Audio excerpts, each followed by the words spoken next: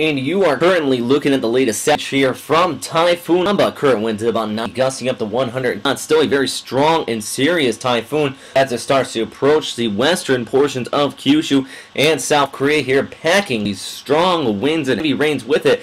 But first, let's talk about Okinawa, because last night some winds gusted upwards of 200 kilometers per hour. Sustained winds right around 180 kilometers per hour, and storm surge also kicked up near the coastlines here.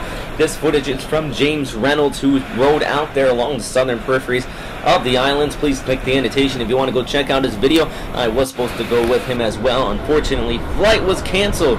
Flying down there to Okinawa from Jetstar there. Fortunately, don't ever fly with them. They do not refund your flights, but that is off topic. Back to this. It does look like good news is that there is a little bit of damage here across portions of Okinawa. One injury, but overall it does look like most of the islands sustained little damage. And as we go back to the satellite picture here, I do want to remind you that Okinawa is built to withstand typhoons. Buildings are reinforced in concrete.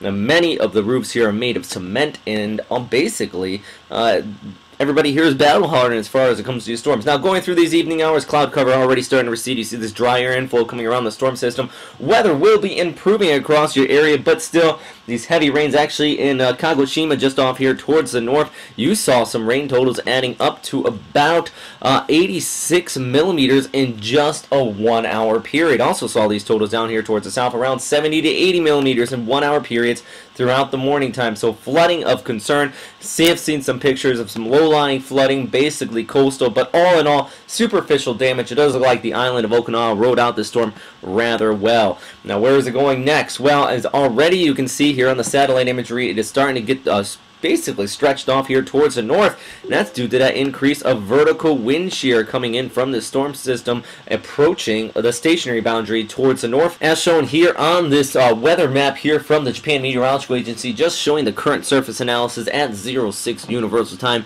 You can see this long stationary boundary. That's where Sanba is going to be pushing through, then eventually turning off there towards the northeast, running through the Sea of Japan as it continues to follow this front. So at this time, it does look like a landfalling typhoon, though, even though it is interacting with this, is going to be making landfall across western Kyushu and definitely into South Korea. Looking at the track from the Japan Meteorological Agency, it does look like it will be skirting the west coast of Kyushu here, running into South Korea. Remember, just a month ago, Bullivin came through here and caused all sorts of damage. Over 50 deaths were recorded along the peninsula, North and South Korea combined.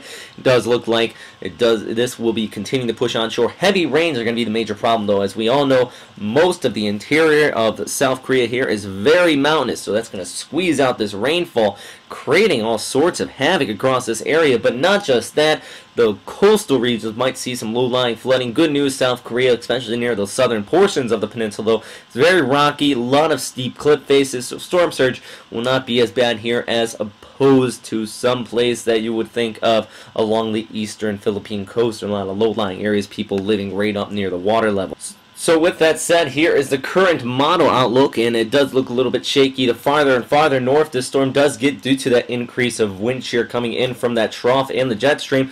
But all in all, it will continue to track off South Korea here off towards the north. Maybe even around Vladivostok, you might feel some strong winds and gusty winds and heavy rains, actually, as this continues to push off in your direction. But at this time, it does look like it is going to continue to impact the area out here. So we will continue to keep you updated here at westernpacificweather.com. As the storm continues to push towards the north, at this time still a well-defined eye around it. Winds are continuing to gust up there. It is considered a Category 2 equivalent of a hurricane, so not a storm to be taken lightly, even though it has already passed the southern Japanese islands here, yet it is still a rather potent system. So I'll leave you with one video here coming out of Okinawa, and it really just shows these heavy waves impacting the coastlines earlier this morning.